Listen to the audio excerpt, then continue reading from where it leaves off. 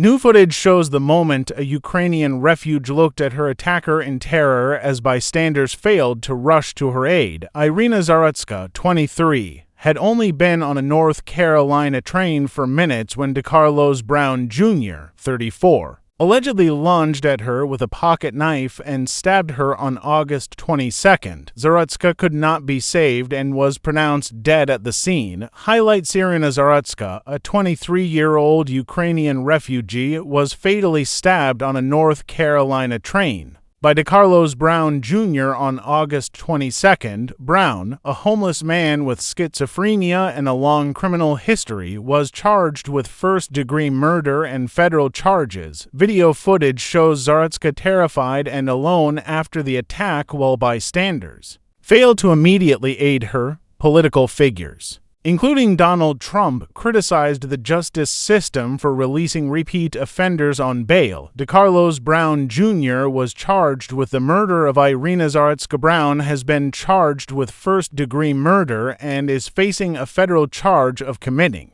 an act causing death on a mass transportation system. Footage released of the incident now shows the aftermath of the attack, and Zarutska can be seen slouching down in her seat in fear while holding her hands over her face. A man, alleged to be Brown, then walks away as Zarutska continues to cry. The clip, 15 seconds long, does not show anyone coming to her aid. One passenger leaves straight after Brown, and for others sitting near Zarutska remain in their seats. It is understood that a longer clip shows bystanders rushing to her aid after realizing the gravity of the situation. Brown, a homeless career criminal who reportedly suffered from schizophrenia, was taken to hospital for a minor wound and later arrested. Reports soon emerged of his extensive criminal history, sparking outrage from Republicans who accused Democrats of being too soft on crime. WCNC reported that Brown has 14 previous court cases in Mecklenburg County and in 2015 was sentenced to 6 years imprisonment for robbery with a dangerous weapon, breaking and entering,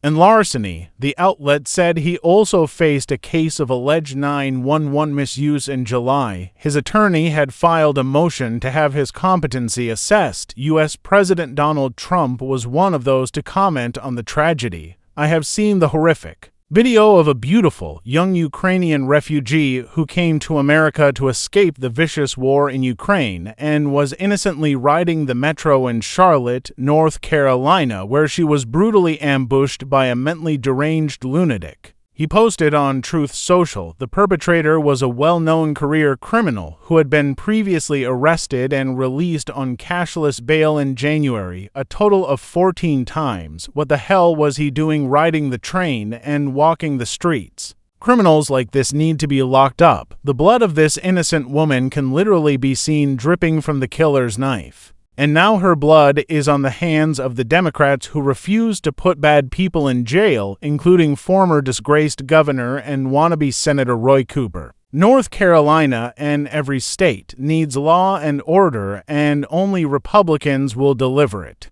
he added. Trump and several Republicans accused the mainstream media of ignoring the story. Attorney General Pam Bondi said on X that Zarutska's murder was a direct result of soft crime policies that put criminals before innocent people. "I have directed my attorneys to federally prosecute Decarlos Brown Jr., a repeat violent offender with a history of violent crime, for murder. We will seek the maximum penalty for this unforgivable crime, and he will never again see the light of day as a free man," Bondi added. FBI Director Kash Patel said in a statement, "This is the first step toward delivering justice for Iryna and her family, as well as the millions of Americans who deserve to live in our great American cities free from being targeted by violent criminals." The Democratic mayor of North Carolina, V.I. Lyles, said the incident was a tragic failure by the courts and magistrates. "Our police officers arrest people only to have them quickly released, which undermines our ability to protect our community and ensure safety," Lyles said she called for a bipartisan effort to tackle repeat offenders and those who aren't receiving treatment for mental illnesses. Zarutska fled the war in Ukraine with her family in 2022 and moved to the U.S. for a safer life. She was described